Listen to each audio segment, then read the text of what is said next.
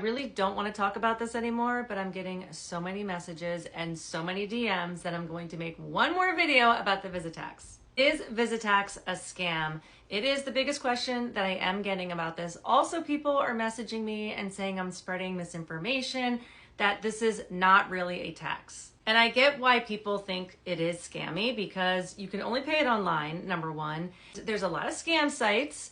And then when you get to the airport, sometimes people are checking it, sometimes not. And then when they do get you to pay it, you're paying almost double of what the online fee would be.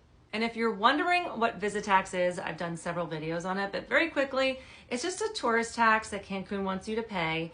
And it's supposed to go to preserve the beaches and the state parks, but it's a state tax. And the real issue here is the way that it's been implemented and enforced. Now, is it really mandatory, which is another question I get a lot. So based on everything that I have read and researched, it seems to be a mandatory state tax. With that being said, I'm not trying to influence you one way or the other. I don't care if you pay this tax or you don't pay this tax. Again, I'm just trying to give you the information based on what I know. Really, the big issue is the lack of enforcement. And of course, that's going to cause a lot of confusion because sometimes they have people at the airport and sometimes they don't.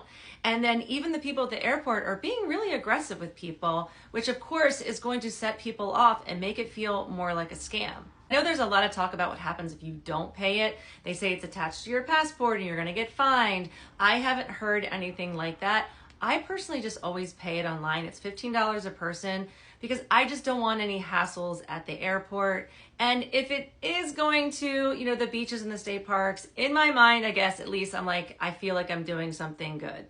So I know that's a long-winded answer to your question, and it doesn't really even answer your question directly because honestly, I am also confused by this tax. And there really shouldn't be confusion or controversy when it comes to paying a tax. Either way, if you are going to pay this tax, make sure you are on the official website, which I will put in the comment section below because there are a lot of scam sites. And if you are approached at the airport, I personally would not pay it there. I would just say I paid it or I'm paying it right now online. I know they go as far to say that you cannot go through security unless you have that QR code.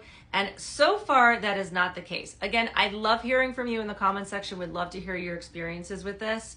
And I plan on not doing any more videos about the Visitax unless something changes.